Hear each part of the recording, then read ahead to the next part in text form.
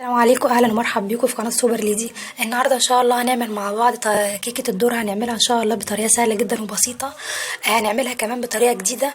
كل مره طبعا احنا عارفين ان احنا بنحط مع دي الذره بنحط معاه دقيق عادي علشان الكيكه تبقى متماسكه كده وما تتفتفتش معانا. المره دي ان شاء الله هنستعمل بدل الدقيق العادي هنستعمل النشا. وبالنسبه للبرتقال احنا ممكن نعملها بالبرتقال او بنعملها باللبن. المره دي ان شاء الله مش هنعملها ولا بده ولا بده، هنعملها بحاجه جديده برضو. هنعملها كده باليوسفي. زي ما انتم شايفين كده انا مقطعه اليوسفي كده من النص بالطريقه دي. طبعا بيظهر لك على طول البذر بتاعه، بتمسكيه كده بالسكينه وبتخرجيه كله كده بمنتهى السهوله. طبعا انا مش بعصره بالبذر ده علشان لو عصرته بيه هيبقى مرر قوي.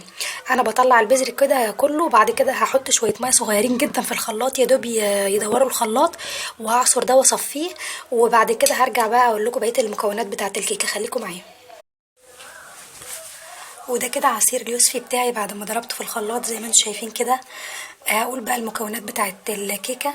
معايا كده كوبايتين من دقيق الذره الاصفر وعليهم رشه من الملح، كوبايه من السكر، كوبايه من النشا، كوبايه من الزيت، وثلاث بيضات، وواحد كيك شيف، وواحد فانيليا.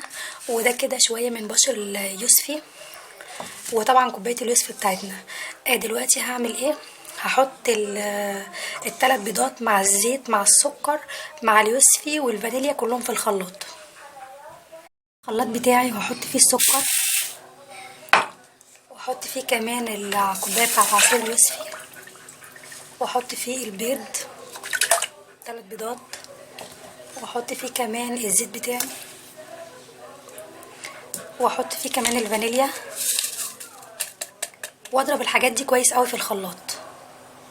كده الخليط بتاعي بعد ما ضربته ضربه كويسه قوي في الخلاط، هبتدي بقى انزل عليه كده دقيق الذره كده شويه بشويه،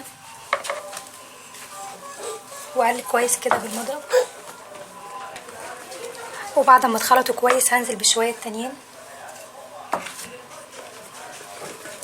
واضرب برضو كده كويس. بعد كده هنزل بالنشا بتاعي برضو شويه بشويه كده واقلب كويس، واحط برضو شويه تانيين كده واقلب برضو كويس لغايه لما الخليط كله يتجانس مع بعضه.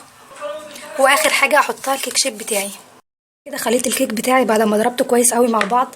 طبعا بكون مجهزه جنبي صينيه كده متبطنه بشويه من الزيت وشويه كده من الدقيق، وهنزل فيها الخليط كله.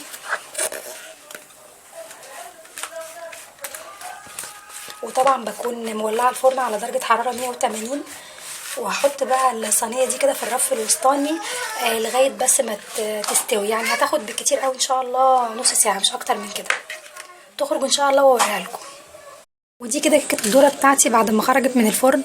طبعا انا معايا كده علبه زبادي، دي طبعا التزيين ده اختياري، انت ممكن مش هتحطي عليها حاجه تقدميها كده، وممكن تحطي عليها شوكولاته بيضاء او علبه زبادي زي ما انا هعمل دلوقتي.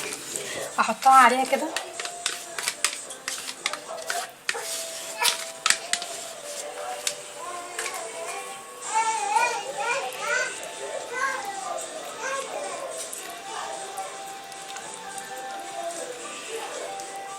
وبعد كده عندي برضو شويه من الفارماسيل اللي هي الشوكولاته المبشوره اللي زي دي كده، احط برضو كده عليها شويه.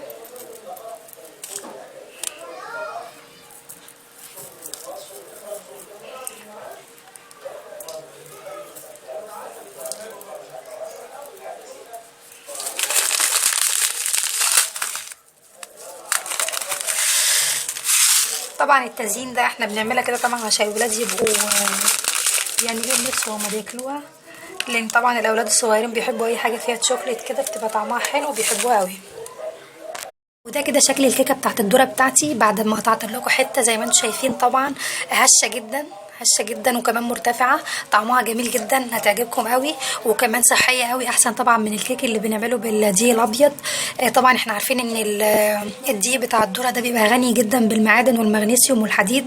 بالنسبه للاطفال حلو قوي، بالنسبه للكبار برضو جميل جدا. ان شاء الله هتجربوها وهتعجبكم جدا. اشوفكم بقى ان شاء الله يا حبايبي فيديو جديد.